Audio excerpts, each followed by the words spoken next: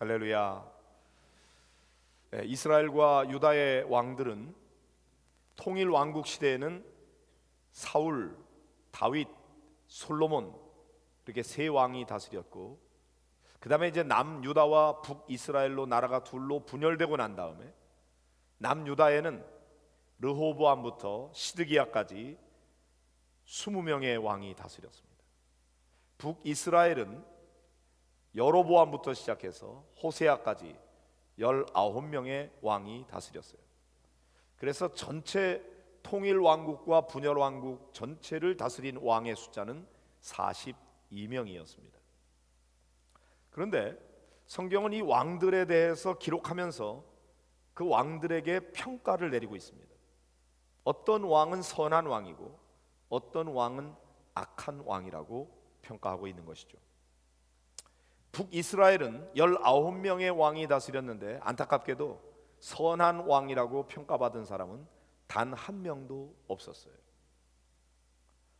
남유다는 20명의 왕 중에서 8명의 왕이 선한 왕이라고 평가를 받고 있습니다. 우리가 세상을 떠나고 난 다음에도 우리에 대한 평가가 있을 것 같아요. 참 잘했다고 칭찬받을 삶을 살고 있는지, 누가 너더러 그렇게 살라고 그랬냐 책망하는 삶을 살고 있는지, 여러분 스스로 한번 생각해 보시기 바랍니다. 나는 어떤 평가를 받을까? 참 잘했구나, 착하고 충성된 종아, 내가 작은 일에 충성했음에 내가 많은 것으로 내게 맡기노니 내 주인의 즐거움에 참여할지어다. 이런 평가를 받는 여러분들이 되시기 바랍니다. 행여나 이 게으르고 악한 종아 내게서 떠나가라, 그런 책망을 듣는 사람은 한 사람도 없게 되기를 주의 이름으로 축복합니다. 히스기야 왕은 남유다의 13대 왕이었어요. 25세의 왕위에 등극해서 29년간을 다스린 왕이었습니다. 그런데 이스라엘과 유대 전 왕들을 통틀어서 아주 드물게 히스기야는 다윗과 같이 그렇게 여호와 보시기에 정직하게 행하였다고 아주 몇 안 되는 특별한 칭찬을 받는 왕이었습니다. 아주 특이한 점은 이 왕들에 대한 평가를 내릴 때 언제나 기준이 되는 사람이 있었는데 그 사람이 다윗이었어요. 다윗과 같이 행한 사람은 선한 왕이고 다윗과 같이 행하지 않은 사람은 악한 왕이라고 평가하는 거죠. 다윗은 어떻게 했길래 다윗이 기준이 되었는가? 다윗은 여호와 보시기에 정직하게 행하였다, 그렇게 기록하고 있어요. 다윗도 완전한 사람은 아니었어요. 다윗도 죄를 범한 게 있고 부끄러운 모습들이 있었어요. 그러나 다윗이 하나님을 향하여 품고 있는 마음은 하나님의 마음에 드는 정말 귀한 왕이었죠. 그래서 다윗의 예배를 하나님이 기뻐 받으시고 다윗의 삶을 하나님이 축복해 주셨다고요. 저는 이 말씀을 묵상하면서 마음속에 그런 기도가 나옵니다. 하나님, 다윗과 같이 살고 싶습니다. 다윗이 드린 예배처럼 하나님이 기뻐 받으시는 예배자가 되기를 원합니다. 다윗을 닮고 싶습니다. 하나님, 다윗을 배우게 해주세요. 여러분들도 다윗을 닮게 되기를 축복합니다. 다윗의 삶을 닮게 되기를 축복합니다. 히스기야는 어떤 삶을 살았나요? 오늘 말씀해 보면 다윗의 모든 행실과 같이 여호와 보시기에 정직하게 행하였다 그랬어요. 특별히 히스기야는 왕이 됐을 때 첫째 해 첫째 달에 다른 왕들과는 다른 행동을 시작합니다. 여기 첫째 해 첫째 달이라는 말은 히스기야가 왕이 되자마자 그런 말이죠.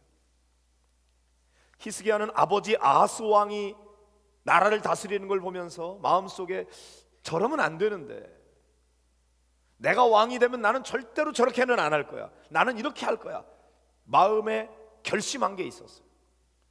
그러다가 왕이 되기가 무섭게 곧바로 실행에 옮기는 것이 있었습니다. 그러면 히스기야의 아버지 아하스 왕은 어떻게 다스렸나요? 28장 24절 25절을 보실까요? 같이 볼까요? 아하스가 하나님의 전에 기구들을 모아 하나님의 전에 기구들을 부수고 또 여호와의 전 문들을 닫고 예루살렘 구성마다 제단을 쌓고 유다 각 성읍에 산당을 세워 다른 신에게 분향하여 그의 조상들의 하나님 여호와를 진노하게 하였더라. 아하스 왕은요 어떤 평을 받았냐면 하나님 여호와를 진노하게 하는 왕이었다. 하나님 여호와를 화나게 만드는 왕이었다. 왜요? 하나님의 전의 기구들을 부숴버렸어요. 여호와의 전의 문을 닫아버렸어요. 그리고 다른 신들에게 분향을 했다. 하나님의 너무나 마음에 슬퍼서 아하스가 그렇게 하는 것이 너무나 괴로웠다고요.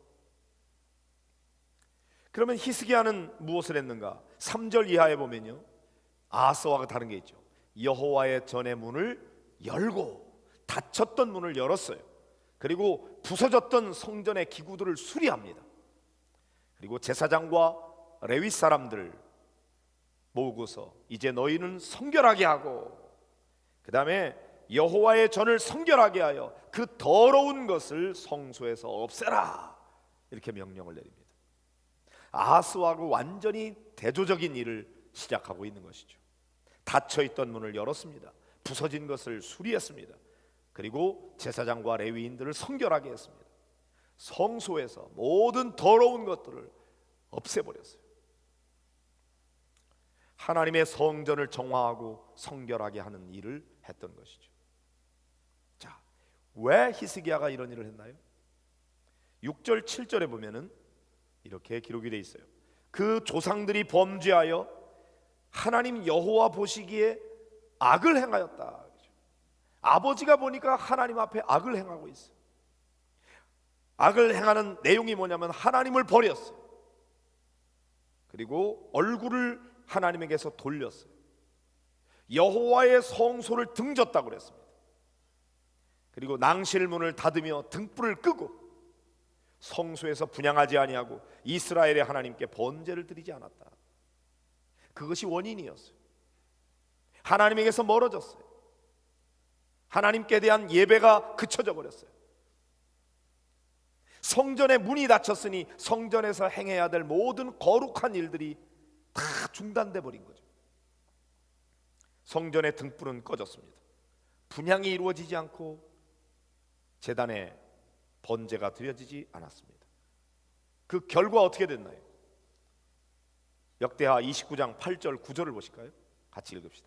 여호와께서 유다와 예루살렘에 진노하시고 내버리사 두려움과 놀람과 비웃음거리가 되게 하신 것을 너희가 똑똑히 보는 바라.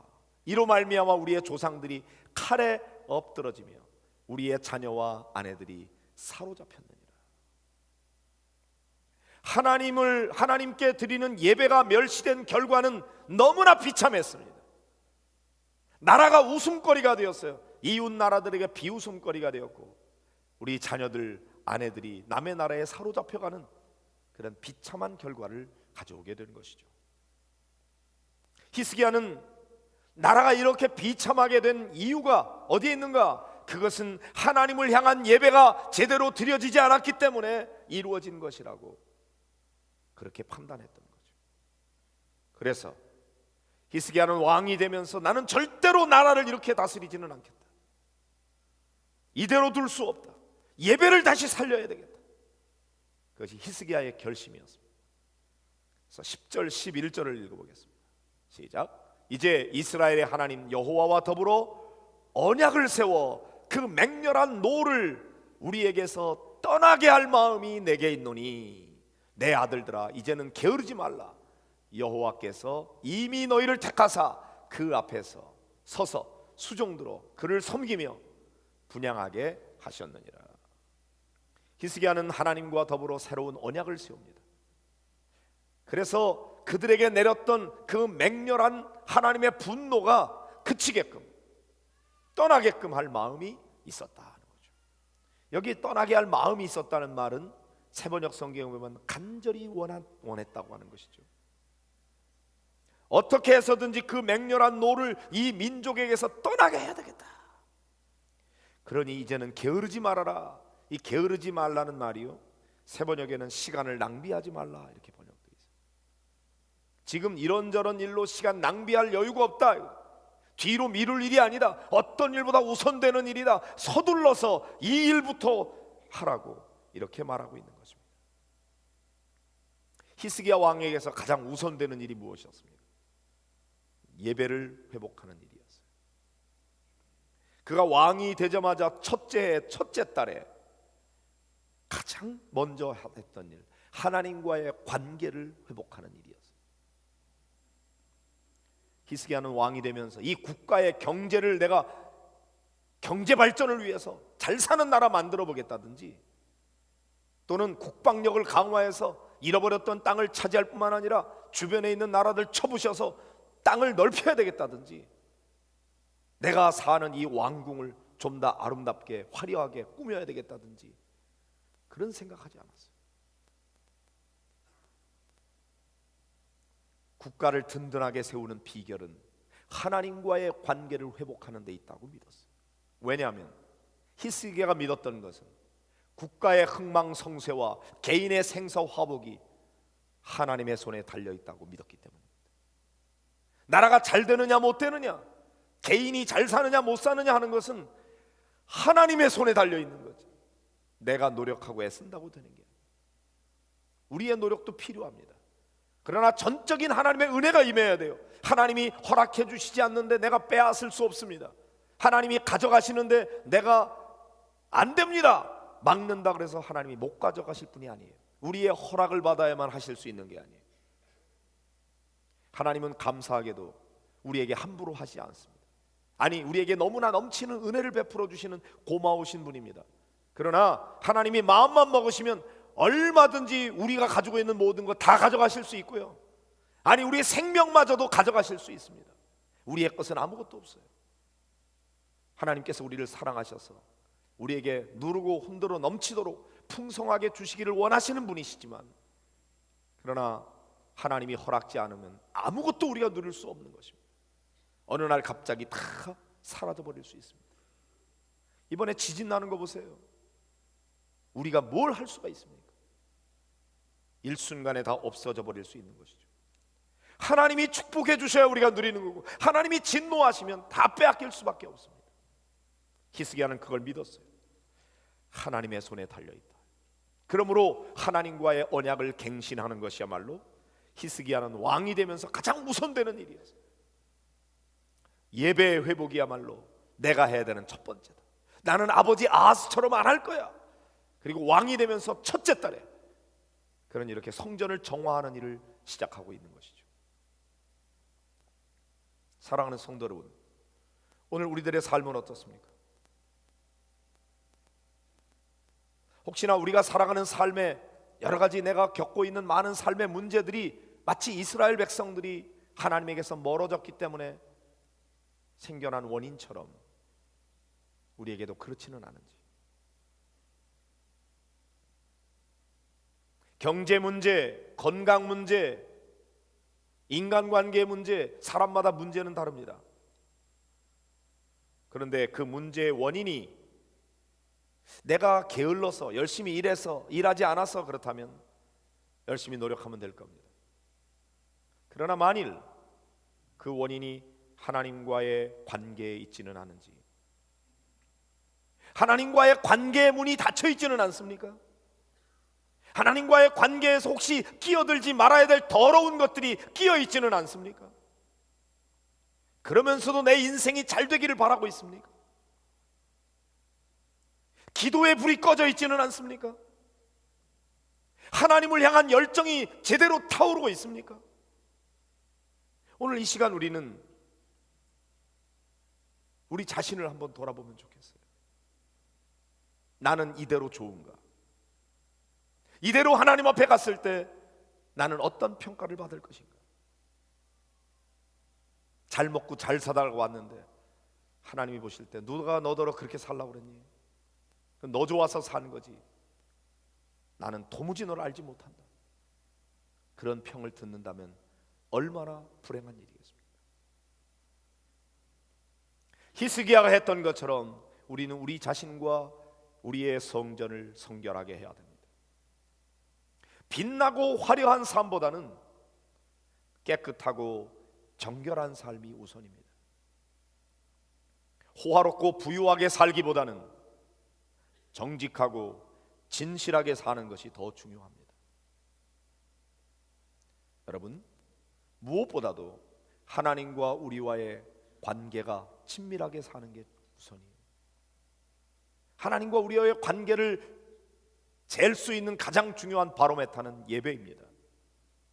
예배가 회복돼야 돼요. 하나님 앞에서 겸손하고 가난한 심령으로, 애통하는 마음으로, 목마른 심령으로 은혜를 사모하며 주님 앞에 나와야 됩니다. 형식적으로, 습관적으로 매주 하는 일이니까 아무런 기대도 없이 그렇게 교회에 나와서는 은혜를 받을 수 없어요. 하나님 만날 수 없어요. 마음을 다하여 목청을 높여 하나님을 찬양하고 하나님 앞에 온 마음으로 엎드려 기도하고 설교의 말씀을 들을 때 그 말씀이 주님께서 내게 주시는 레마의 말씀으로 그 말씀을 받아들일 때 이 예배가 나와 하나님과의 관계가 맺어지는 영적 사건이 일어나게 되는 것이죠. 그렇게 하나님과의 관계가 해결되면 모든 것을 주관하시는 하나님께서 우리의 삶의 문제도 해결해 주시는 거예요. 우리 자신을 한번 돌아보세요. 오늘 여러분이 교회에 오실 때 어떤 마음으로 오셨나요? 기대가 있으셨나요? 하나님 만난다고 하는 마음의 설렘이 있었나요? 여러분 오늘 찬양 부를 때 여러분 목청을 높여서 정말 영으로 하나님을 찬송하셨나요? 기도할 때 마음을 쏟았나요? 혹시나 습관적으로 하지는 않았는지, 아무런 기대도 없이 오지는 않았는지, 빨리 예배 끝난 다음에 내가 누구 만날 것에 대한 생각만 하고 계시는지. 우리는 이 예배에 나올 때 가장 중요한 건 하나님을 만나는 거예요. 하나님은 영이시니 예배하는 자가 영과 진리로 예배할지니라고. 여러분의 영으로 예배하는 거죠. 가장 중요한 것은 영적 사건이 일어나야 돼요. 나와 하나님과의 만남이 있어야 돼요. 내 가슴이 뜨거워져야 돼요. 내 눈에서 눈물이 쏟아질 수 있어요.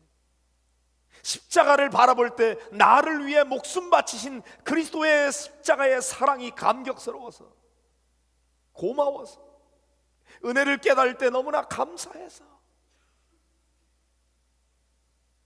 가슴이 울렁거릴 수 있어야 되는데 언제 눈물을 흘려보셨는지, 언제 내 마음에 울림이 있었는지. 형식적인 예배, 습관적인 예배는 우리의 예배를 피폐하게 만듭니다. 그런 식으로 예배를 드리다 보면 예배에 대한 아무런 기대가 없어요. 그리고 신앙은 병들고 하나님과의 관계는 깨져버리고 기쁨이 사라져버리는 것입니다. 그런 면에서 예배의 회복이야말로 우리 신앙생활에서 가장 우선되는 일입니다. 특별히 거룩한 예배의 회복을 위하여 우리가 반드시 해야 할 일, 그리고 할 수 있는 일, 제가 오늘 특별히 하나 강조하고 싶은 게 있습니다. 오늘 주보에도 제가 기록을 했는데, 예배 시간을 지키십시오.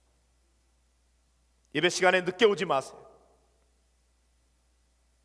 우리가 사람들과의 약속도 시간을 지키는 것은 기본 매너입니다. 예배 시간은 하나님과의 약속 시간이에요. 시간을 지키지 않는 것은 예배를 멸시하는 행위 중에 하나입니다. 하나님 앞에 늦게 오는 것은 매너가 아니에요. 특별히 3부 예배에 늦게 오는 분들이 많이 계세요. 여러분이 좀 듣기 싫은 소리를 오늘 해야 되겠어요. 여러분의 예배가 회복되기 위해서 제가 마음에 많이 망설이다가 드리는 말씀입니다. 예배 시간에 늦게 와서는 은혜 받을 수 없어요. 다른 사람에게도 방해가 돼요. 예배 시간 전에 오세요. 최소한도 10분 전에 오세요. 그리고 마음으로 준비하고 기도하면서 마음에 기다리면서 그렇게 예배를 드려야지. 부득이한 사정으로 늦는 경우가 있을 겁니다. 그러나 더 많은 경우에는 습관인 경우가 더 많아요. 매일 늦는 사람이 늦거든. 예배 캠페인을 벌이면서 제 마음속에 그런 생각이 들었어요. 이것만은 고치면 좋겠다. 마음속에 더 많은 분들이 더 예배에 많이 참여하면 좋겠는데, 많이 참여하는 것보다 더 중요한 것은 그 예배 안에 하나님을 만나는 영적 사건이 있는가, 성령의 임재가 있는가 하는 것이 가장 핵심이고, 그런 예배에 대한 기대를 가지고는 예배 시간에 일찍 와서 기다려야 돼요. 늦지 않도록 오시고 와서 기대하면서 하나님 앞에 한 주간 돌아보면서 부끄러운 모습 내어놓고 회개하고, 하나님, 그럼에도 불구하고 주님 만나기 위해서 왔습니다. 오늘 저를 만나 주십시오. 은혜를 베풀어 주십시오. 은혜 없이 살 수 없습니다. 하나님, 이 불안한 세상, 불확실한 세상, 앞을 내다보지 못하고 온갖 염려, 걱정, 근심, 두려움, 불안, 초조가 끊임없이 몰려오는데, 하나님, 주님 바라보고 의지합니다. 도와주십시오. 내 혼자의 힘으로 개척해 나갈 수 없습니다. 하나님의 도우심이 필요하고 언제나 바른 선택하며 살아갈 수 있도록 주님 도와주세요. 하나님, 나 홀로 있지 않게 하시고 늘 제 곁에 계시고 저를 붙잡아 주시고 저에게 올바른 생각과 판단을 할 수 있도록 도와주십시오. 나에게서 불평과 원망이 사라지고 감사와 찬송이 넘치는 삶을 살게 하시고 은혜를 깨닫고 감사하는 자가 되게 하여 주시고 날마다 하나님의 나라를 경험하는 삶이 되게 하옵소서. 하나님 앞에 받은 은혜가 너무나 크고 저의 작은 정성을 하나님 앞에 바칩니다. 받으시옵소서. 떨리는 마음으로, 타는 목마름으로 하나님 앞에 나올 때 여러분의 예배가 달라질 겁니다. 여러분의 예배가 달라지면 여러분의 삶이 달라질 겁니다. 예배는 하나님을 하나님으로 예우해 드리는 거예요. 하나님은 이 땅의 그 어느 누구보다 가장 존귀하고 위대한 분이에요. 그러므로 내가 할 수 있는 최상의 가치를 하나님 앞에 올려드리는 것이 예배인 것입니다. 예배를 바르게 드리는 사람은 하나님께 대한 올바른 태도를 갖게 되고 자기 인생에 대해서 진지하게 되고 다른 사람들을 긍휼히 여기는 마음을 갖게 됩니다. 삶이 달라질 수밖에 없어요. 예배를 멸시하는 자의 삶은 하나님을 멸시하는 일이요, 하나님의 진노를 불러오는 일입니다. 잘 사는 게 중요한 게 아니에요. 풍요로운 게 중요한 게 아니에요. 하나님이 인정하시는 삶을 사는 거예요. 여러분 다 하실 수 있지 않습니까? 시간 전에 오십시오. 그리고 찬양을 시작할 때부터, 아니 우리 3부 예배는 교회 소식 성도의 교제부터 하는데 미리 오셔서 함께 나누고 같은 공동체를 누리면서, 저는 그런 소원이 있어요. 우리 목양교회 예배가 모든 예배의 기준이 되고 모든 예배의 모델이 되기를 바랍니다. 그래서 하나님께서 야 목양교회 가서 예배를 봐라, 내가 그런 예배를 원한다, 그렇게 하나님이 하실 수 있는 그런 예배가 드렸으면 좋겠어요. 나 혼자 못합니다. 우리 모두가 함께 하는 거예요. 왜? 교회는 공동체인 거예요. 여러분 함께 하십시다. 그리고 한 주간 동안 믿음으로 승리하시고 승리의 깃발을 휘날리며 다음 주일 우리 주님 앞에 나와 할렐루야 찬송하며 영광 돌리는 여호와 니시의 승리가 저와 여러분의 삶 속에 임하게 되기를 주의 이름으로 축복합니다.